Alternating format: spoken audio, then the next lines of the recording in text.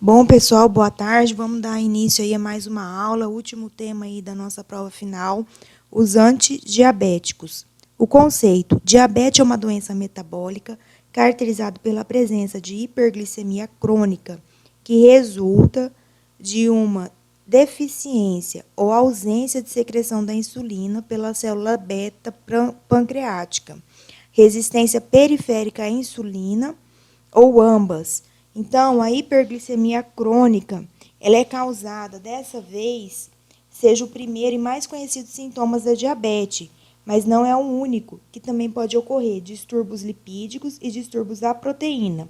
A deficiência na produção é chamada diabetes tipo 1, e a resistência insulínica é chamada de diabetes tipo 2. O paciente diabético ainda ele pode apresentar duas causas de hiperglicemia, ou seja, deficiência na produção ou na resistência insulínica. Anatomia do pâncreas, vamos falar um pouquinho aí, dar uma relembrada. Vamos entender melhor como a insulina é produzida e como ela age para baixar os níveis de glicose. Podemos visualizar o pâncreas. Ele é uma glândula mista, é uma glândula que ela é produtora de enzima digestiva. Enzima essas que são produzidas por esse tipo celular. São chamadas de ácidos pancreáticos. Então, os ácidos pancreáticos, eles vão produzir as enzimas pancreáticas. Essas enzimas são veiculadas até o duodeno, no qual conseguem digerir proteínas, lipídios, carboidratos. Mas, além da sua ação como uma glândula exócrina, o pâncreas ele também possui uma glândula endócrina. Ela produz hormônios. Esses hormônios são produzidos principalmente por vários tipos celulares chamados de ilhotas de Langerhans. São formadas basicamente por 3 tipos celulares. Em rosa aqui, em rosa e roxo mais ou menos, né, que a gente está vendo roxo, temos as células delta, que são produtoras de somonastatina. O azul escuro, temos as células alfa, que são produtoras do glucagon. E em azul claro, são as células betas, que são produtoras de insulina. Agora vamos falar um pouquinho da liberação de insulina, né? Vamos entender um pouquinho esse mecanismo aí. Então, o mecanismo da glicose dentro de uma célula beta. A glicose está em abundância do lado de fora da célula beta. Podemos considerar uma hiperglicemia nos transportadores da glicose, chamados de GLUT2, presente na membrana plasmática das células beta, que ele vai começar a funcionar. Começa a funcionar a partir de uma hiperglicemia. Não haveria necessidade de secretar insulina se não houver um excesso de glicose circulante.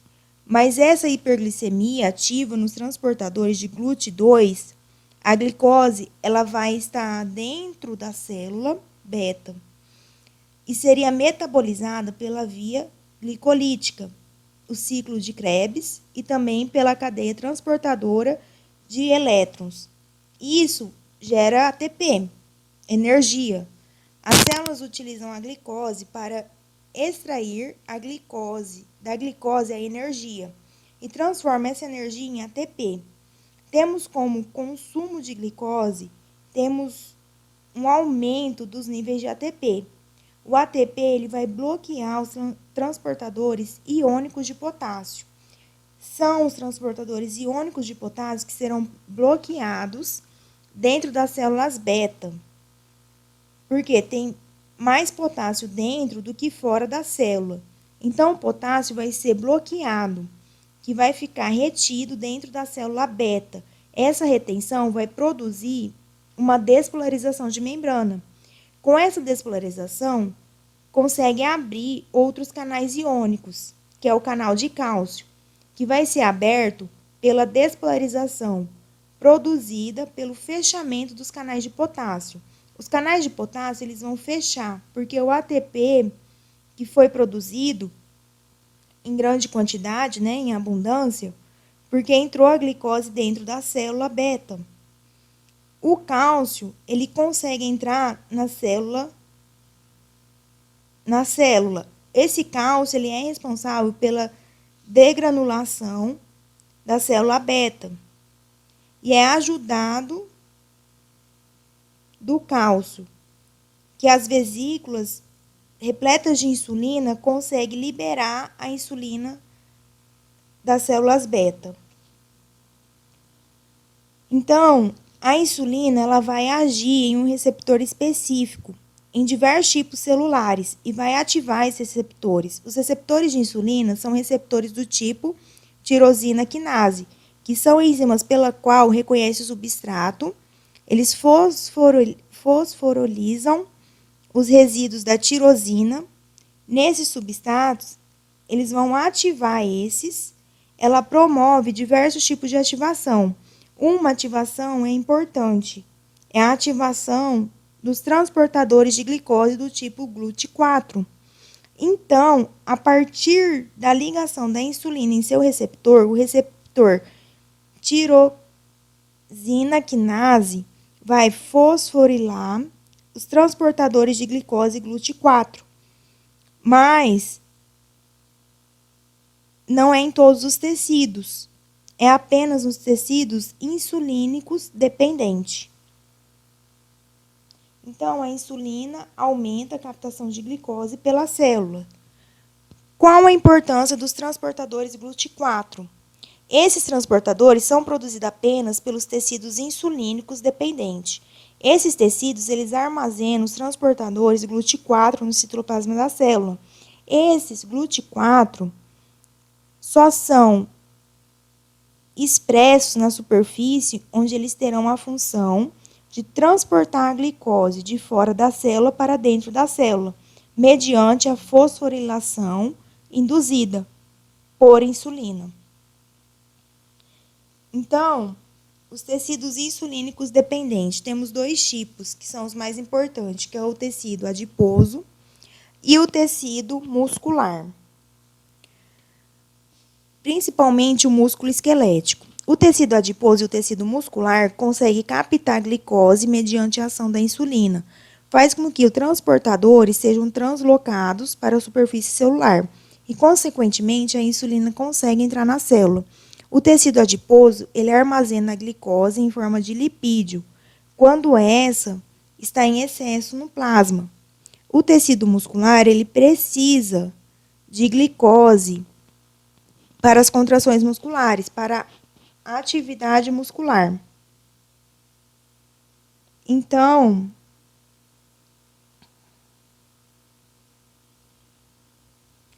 daí o que vai acontecer? Parte desses ácidos gráficos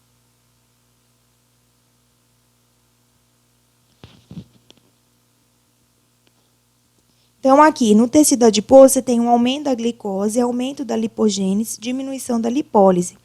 No músculo estriado, você tem aumento da entrada da glicose, aumento da síntese de glicogênio, aumento da síntese de proteína. No fígado, tem diminuição da gliconeogênese, aumento da síntese de glicogênio e aumento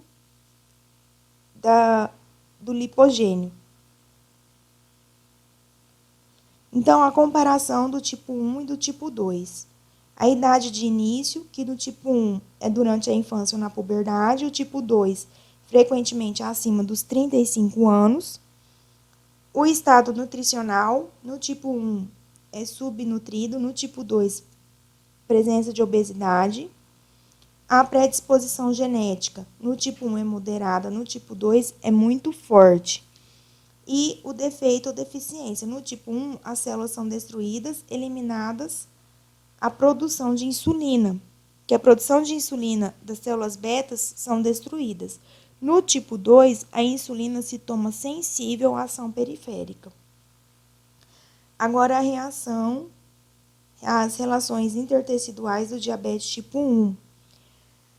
O problema ocorre pela não produção de insulina. As células betas, elas são produzidas, né? Elas não vão produzir a insulina, aliás. Em contrapartida, temos uma excessiva produção de glucagon. Praticamente todos os efeitos metabólicos produzidos ou encontrados no diabetes tipo 1 são ocasionados pelo glucagon. O glucagon, produzido pelas células alfa, vai atingir o tecido hepático, o tecido adiposo e o tecido muscular. O glucagon é um hormônio catabólico. Ele degrada o glicogênio, produzindo glicose. Bem como o diabetes tipo 1 não produz insulina, consequentemente, ele não consegue promover a entrada de glicose no tecido adiposo. E no tecido muscular, então, a glicose vai se acumular. Esse acúmulo piora pela quebra do glicogênio, que vai liberar mais glicose para o plasma sanguíneo. O glucagon ele vai quebrar a gordura, já que a glicemia está alta, mas nos tecidos ele não consegue utilizar essa glicose. Ele quebra a gordura para que os tecidos usem os ácidos graxos como fonte de energia. Então, o glucagon ele vai quebrar a gordura, esses ácidos graxos também serão acumulados no plasma sanguíneo. Parte desses ácidos graxos, ele vai até o fígado,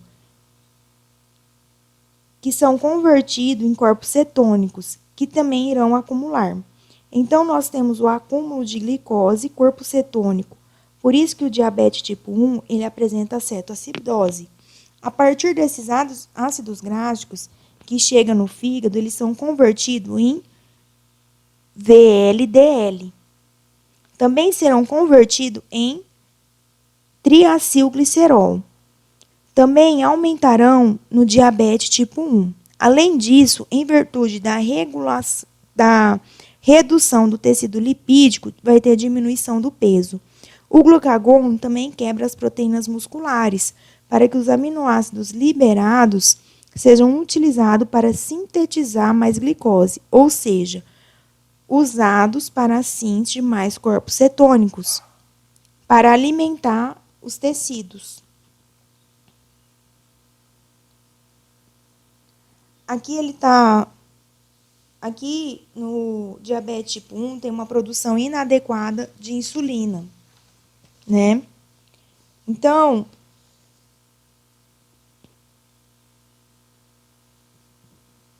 o diabetes tipo 1, ele produz autoanticorpo, ou seja, anticorpos que vão degradar alguma parte do metabolismo dessa insulina. Né? Aqui está falando o IAA, que é o anticorpo anti-insulínica, é 78% de 0 a 9 anos, de 10 a 19 anos, 43, de 20 a 39 anos, 29, né? Ele vai subindo os outros anticorpos. Então, o distúrbio metabólico agora é do tipo 2, diabetes tipo 2. Na diabetes tipo 2, temos produção de insulina. O que ocorre é que a insulina ela não age nos tecidos periféricos, ocorre uma resistência insulínica. Temos o acúmulo de glicose, ela não consegue entrar no tecido adiposo e nem no tecido muscular. A insulina é produzida normalmente pelas células beta pancreáticas. Em alguns casos, acima do normal. A insulina é um hormônio anabólico. Ela vai fazer a síntese, ela vai sintetizar o glicogênio a partir da glicose que chega no fígado. Ela vai sintetizar a gordura, que vai produzir VLDL. Então, a gente tem um acúmulo de VLDL e de triacilglicerol. Na diabetes tipo 2, temos acúmulo de glicose, VLDL e o triacilglicerol. Então, no tipo 2, a gente tem resistência insulínica. As causas relacionadas à resistência insulínica, a gente tem 3 causas, que é a alteração pré-receptor, que é a alteração da insulina, aumento dos hormônios contrarreguladores, são hormônios que vão inibir a ação da insulina. Alteração dos anticorpos anti-insulínica, ao destruir a insulina, defeito do receptor. O receptor de insulina é um receptor mutante que se liga na insulina ou não. Deficiência pós-receptor na cascata de sinalização do GLUT4, que por algum motivo pode estar deficiente e, portanto, o transportador de glicose pode não ser transportado até a superfície das células de insulina dependente. Então, com isso, aqui, ó, alteração da insulina, o aumento dos hormônios contrarreguladores, aumento do cortisol, aumento da catecolaminas, aumento do glucagon, aumento dos hormônios de crescimento, menos insulina. E o anticorpo anti-insulina também vai ter menos insulina. Aqui é a patogênese da diabetes, do tipo 1 e do tipo 2. Do tipo 1, você vai ter redução da produção de insulina. Isso vai levar ao tecido muscular, diminuição, alteração da glicose, vai levar ao aumento da destruição muscular, vai levar à fraqueza, né? Daí, do tipo 2, você tem diminuição dos receptores celulares para a insulina, você vai ter um aumento da glicemia, vai ter diminuição da glicose celular, uma glicosúria, vai ter polifagia, polidípsia e vômito. E você vai ter poliúria. Certo? Aqui falando um resumo de tudo aquilo que a gente falou anteriormente. Então, vamos entrar na farmacologia. A dinâmica do tratamento do diabetes. Vamos estar falando do diabetes tipo 1, que geralmente é insulinoterapia plena, né? A partir desse gráfico, podemos observar que a insulina é liberada em duas fases distintas. A fase 1 é a liberação rápida, que ocorre em bolos, em bolos grandes de insulina, que vai ser liberada em pouco tempo. Libera a insulina pré-produzida. Na fase 2, é a liberação lenta, porque a quantidade de insulina é menor. Então, na diabetes tipo 1, trata de reposição de insulina, ou seja, a gente vai repor a insulina com a insulinoterapia plena. Isso ocorre porque o problema do diabetes tipo 1, as células beta são incapazes de produzir essa insulina, certo? Então, aqui, alguns tipos de insulina.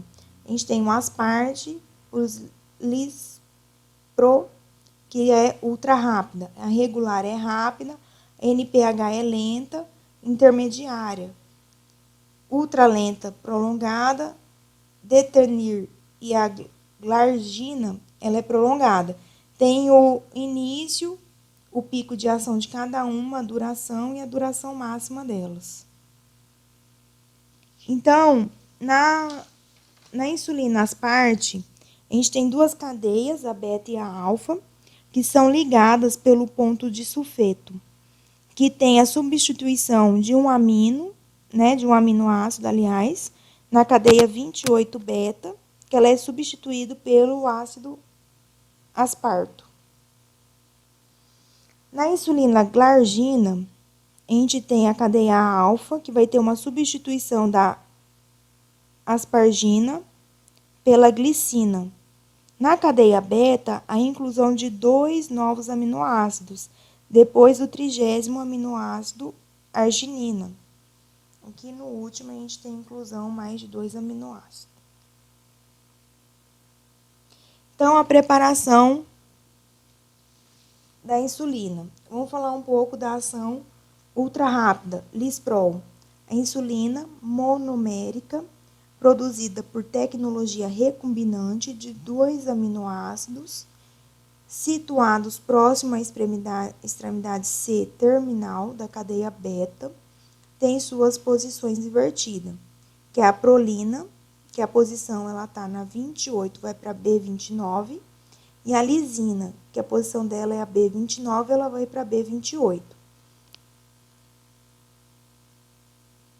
Obtém uma insulina cujo início de ação é mais rápido e de duração é mais curta, né? O pico de ação dela, então, é mais rápida e a duração é mais curta do que a insulina humana regular.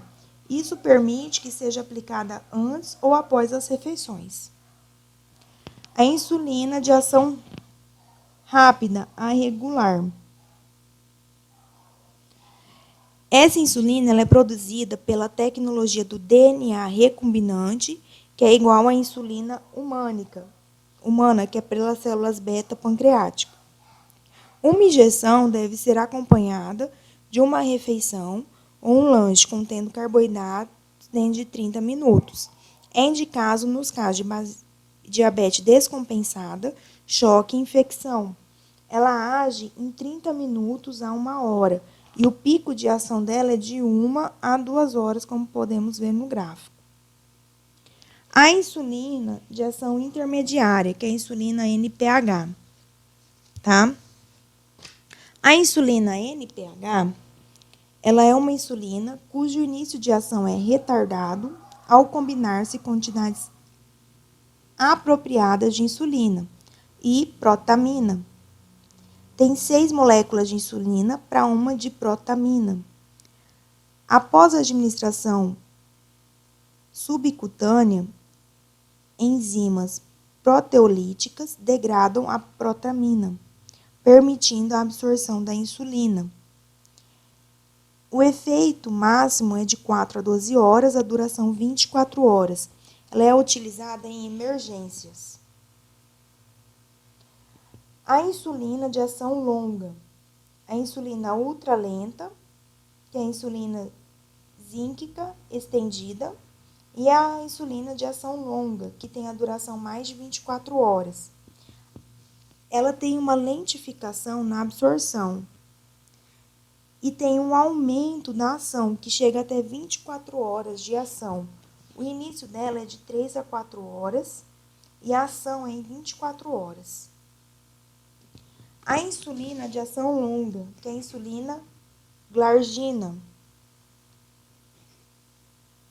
Ela tem a ação lenta, ocorre por alteração na sequência de aminoácidos da cadeia alfa e da cadeia beta.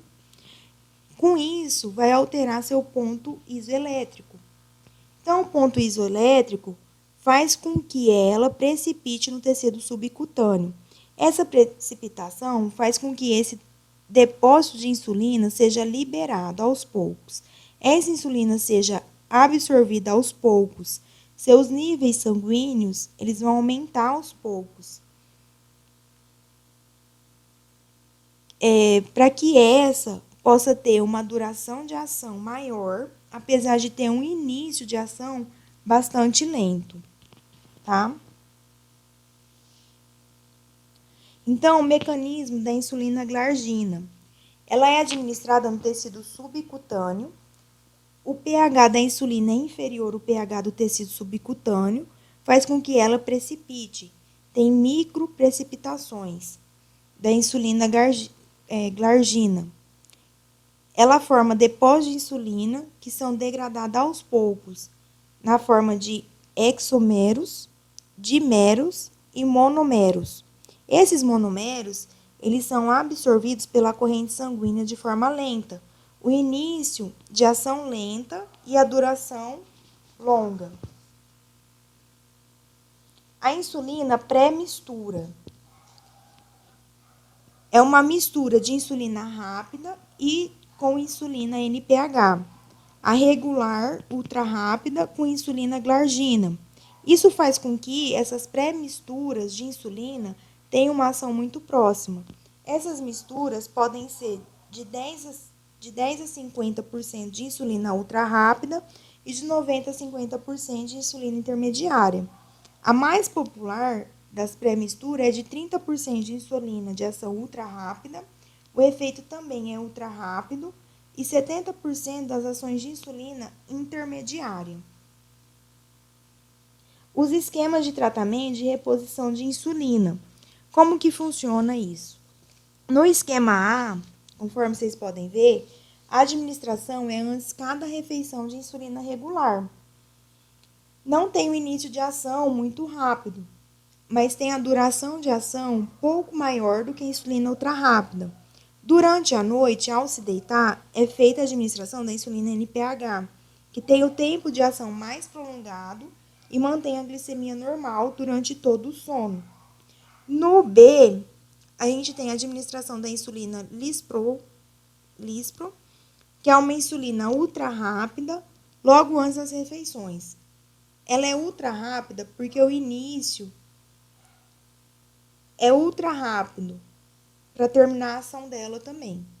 Podemos ter uma hiperglicemia para evitar durante todo o período da manhã e da tarde, onde está sendo administrada a insulina Lispro, para administrar a NPH, que a gente viu que a NPH ela vai normalizar a glicemia durante a noite. As novas opções terapêuticas.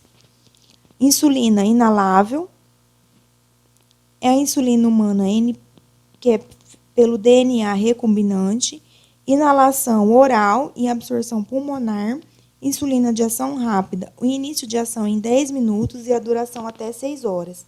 Geralmente indicada o uso 10 minutos pré-refeições. O perfil do tempo da ação pós-absorção. A insulina inalável, ela tem um início de ação muito próximo com a insulina Lispro, que a insulina inalável é essa verde e a Lispro é essa azul, então é muito próximo. Agora nós vamos falar do tratamento da diabetes tipo 2. Primeiramente é com dieta mais exercício. Se não resolver, a gente vai usar monoterapia, né? Hipergliceminantes orais, monoterapia. Se não resolver, a gente vai fazer uma combinação dos hipergliceminantes orais. Se não resolver, você vai fazer um hipergliceminante oral mais a insulina. Então, o hipergliceminantes orais, de uso oral, ele é dividido em diversas classes. As sulfonilureias, a biguaninas, os derivados do ácido benzoico, triazolidinadionas e os inibidor alfa-glicosidase.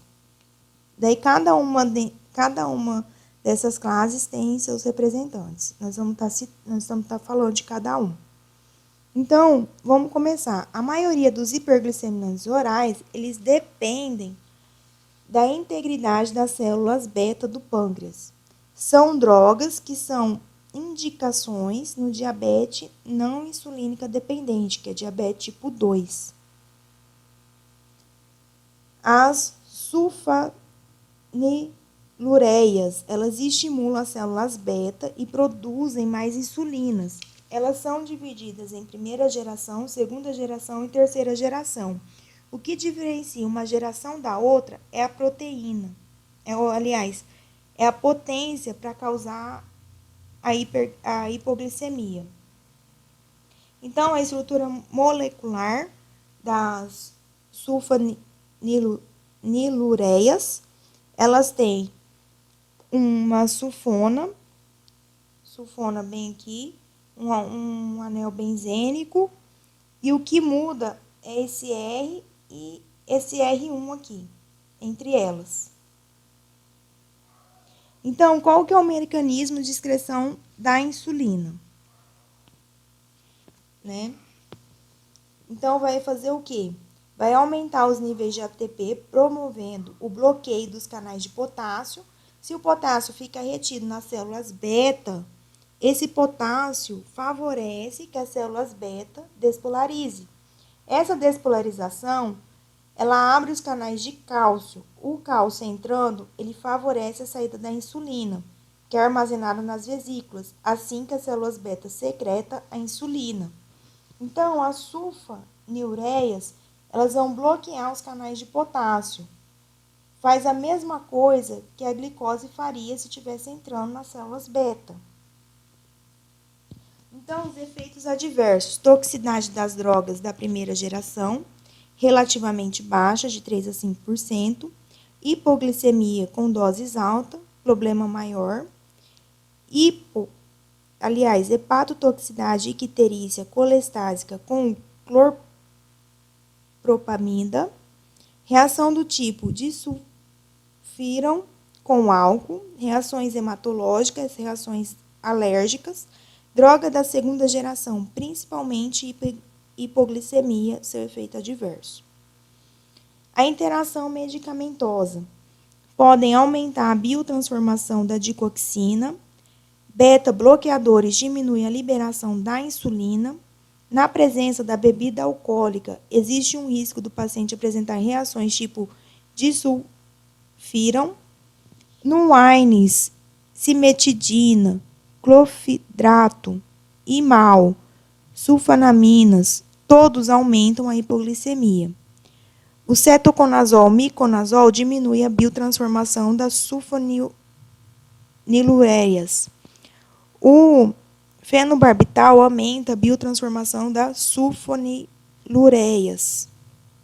Então, aqui um quadro comparativo, a farmacocinética deles, né? Quem que são as sulfonilureias, né?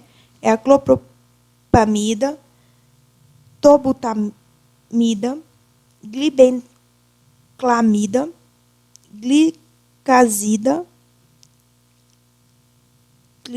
glipizida.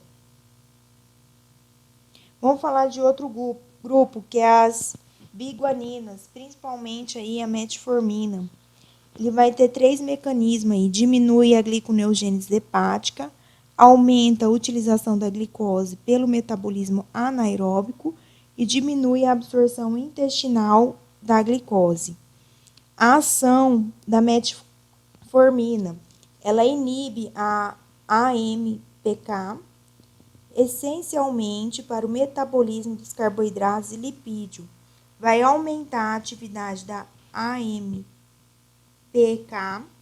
aumenta a glicose, vai aumentar o glicogênio e vai reduzir a glicemia. Então, vai fazer o quê? Ele vai aumentar a glicose, aumentar o glicogênio, redução de lipídio e a redução das gliconeogênicas, né? A contraindicação da metformina.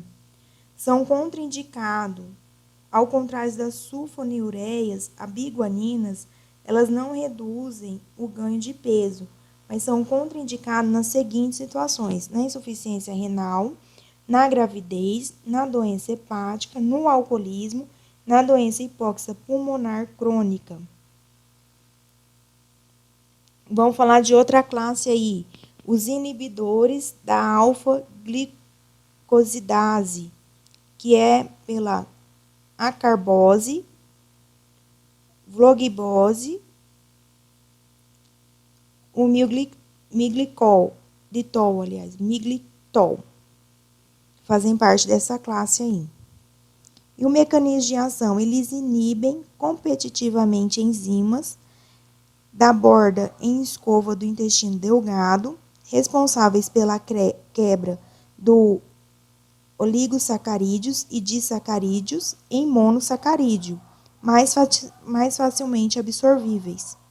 Inibe, sobretudo, a alfa-glicosidases, encontradas predominantemente na metade proximal do intestino delgado. Dessa forma, a absorção intestinal de carboidratos ela é retardada. Ficam para as partes mais distais do intestino delgado e cólon. Os efeitos adversos. Os efeitos adversos mais frequentes são gastrointestinal, desconforto abdominal, flatulência e diarreia. Eles diminuem com o uso continuado. Não existe efeito sistêmico indesejável. Opção terapêutica segura para idosos sem interação medicamentosa com outros fármacos. Vamos falar de outro grupo. São derivados do ácido benzoico. A repaglinida, que ela também inibe o transportador de potássio, impedindo que o potássio saia da célula. Vai aumentar os níveis de despolarização da célula beta, vai aumentar a entrada de cálcio e aumenta a liberação de insulina nas vesículas. Ela estimula as células beta do pâncreas a produzir a insulina. A sua meia-vida é menos de 1 hora. A ação é mais rápida e mais curta que as sulfonilureias. Então, o mecanismo de ação. O que diferencia ela? É o tempo pelo qual o transportador de potássio vai ser inibido, ou seja, o tempo de vida desses fármacos. Pode ver aqui, ó, que ele é 2 segundos. Então, a repaglinida, né? Ela faz o quê? Ela reduz a HB em 1,4 a 1,9 pontos, que é a hemoglobina glicada. O risco de hipoglicemia é considerado menor do que das sulfonilureias. A associação com metformina tem sido segura e melhora o controle glicêmico. O perfil de efeitos colaterais semelhante às das sulfonilureias. Então, vamos falar agora de outra classe, que é as glicazonas, que fazem parte da tiazolidinedionas. Então, a troclitazona foi a primeira a ser aprovada, mas ela já saiu de mercado. Atualmente, a gente tem a rosiglitazona e a pioglitazona. São os mais utilizados. O que eles fazem? Eles se ligam em um fator de transcrição chamado pipargama, que é um fator de transcrição que vai ativar alguns genes em resposta à insulina e vai fazer a regulação do metabolismo lipídico dos adipócitos. Então, a farmacodinâmica. Na presença da insulina endógena ou exógena das glitazonas, vai fazer o quê? Vai reduzir a gliconeogênese, oferta de glicose e produção hepática de triglicerídeo. Aumenta a captação e utilização da glicose pelo músculo esquelético. Aumenta a captação da glicose e redução da oferta de ácidos graxos no tecido adiposo. Tem poucos efeitos claros sobre a excreção da insulina.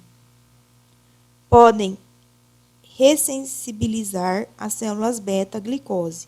Monoterapia com metformina ou sulfonilureias. A farmacocinética da pioglitazona é por via oral, com ou sem alimento. O pico plasmático é ao redor de 3 horas. A meia-vida plasmática é de 3 a 7 horas. Metabólitos ativos, que é o tempo de meia-vida, de 16 a 24 horas. O metabolismo hepático é pelo CYP2C8 e CYP3A4. E a excreção é fecal e urinária. A rosiglitazona é bem absorvida, com ou sem alimentos também. Seu pico plasmático é ao redor de 1 hora. Seu tempo de meia-vida é de 3 a 4 horas. Os efeitos adversos e interações. Ambas as glitazonas têm retenção hídrica, produzindo edema e anemia leve. Tem ganho de peso numa dose dependente. Segurança na gravidez e lactação ainda não foram muito determinadas, não foram muito escritas. Não produz acidose lática, mesmo em pacientes com insuficiência renal. Pioglitazona, sujeita à interação com o metabolismo CYP3A4. Podem reduzir os níveis plasmáticos de anticoncepcionais orais, contendo etinil estradiol e noretindrona. Pode interagir com muitas outras drogas metabolizadas pelo CYP3A4, aliás. Novas opções terapêuticas. O agonista das incretinas, GLP-1 e GIP. Inibidores da DPP4, glipitinas. Elas vão prolongar a sobrevida das incretinas, auxiliando o pâncreas a fornecer insulina quando a glicemia está elevada. A produção do glucagon pelas células alfa é suprimida. Reduz a liberação da glicose hepática. Na DDP4, a enzima que degrada a incretina em formas inativas. Aqui um resumo daquilo que foi falado, pessoal, das classes, do mecanismo de ação de cada uma, do efeito da insulina plasmática, o risco de hipoglicemia e alguns comentários falando sobre cada classe. Aí vocês dão uma olhada tudo certinho, falando de todas as classes que foi citado na aula. É um resumão aí para vocês, tá? Muito obrigado, tenham todos uma ótima tarde.